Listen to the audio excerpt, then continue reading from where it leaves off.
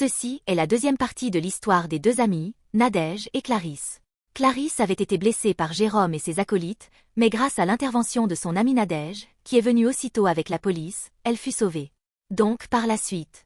Après cette nuit traumatisante, Clarisse et Nadège n'étaient plus tout à fait les mêmes.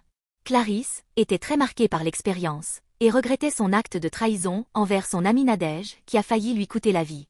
Quelques jours après l'incident, les deux amies décidèrent de se retrouver dans un café à la pause de leur travail pour discuter et tenter de reprendre une vie normale.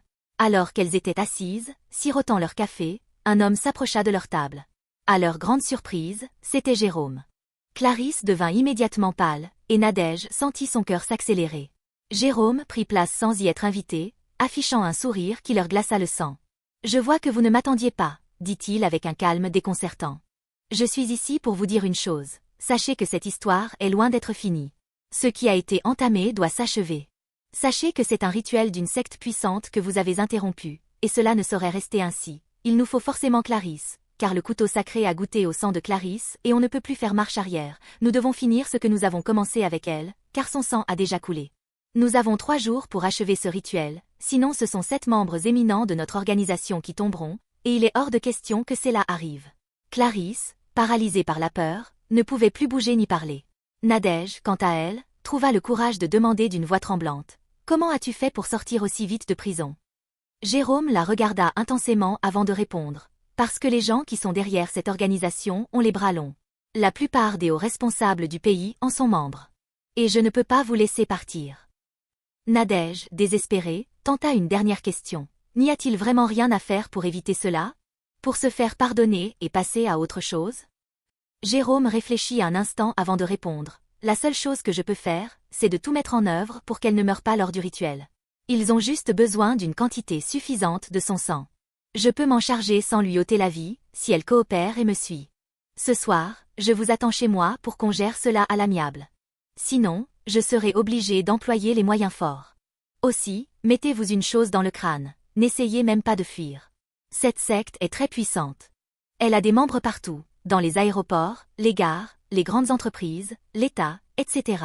Ce serait également peine perdue si vous tentiez la police encore une fois.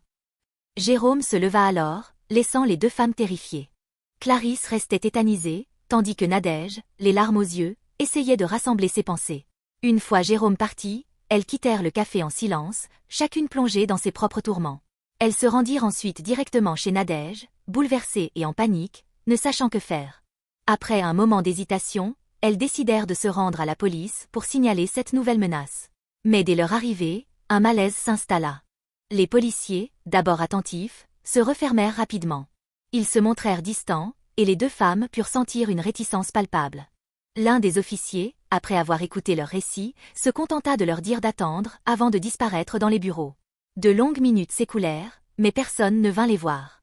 Elles se dirigèrent alors vers une autre brigade, mais furent reçues de manière tout aussi distante.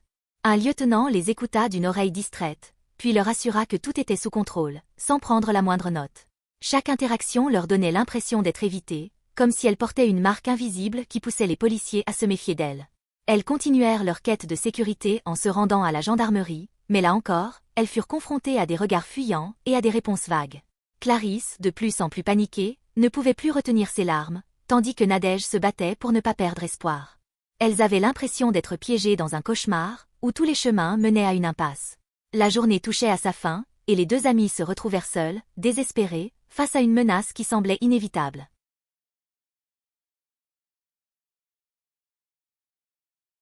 Abonnez-vous, likez et partagez pour avoir plus d'histoires comme celle-ci.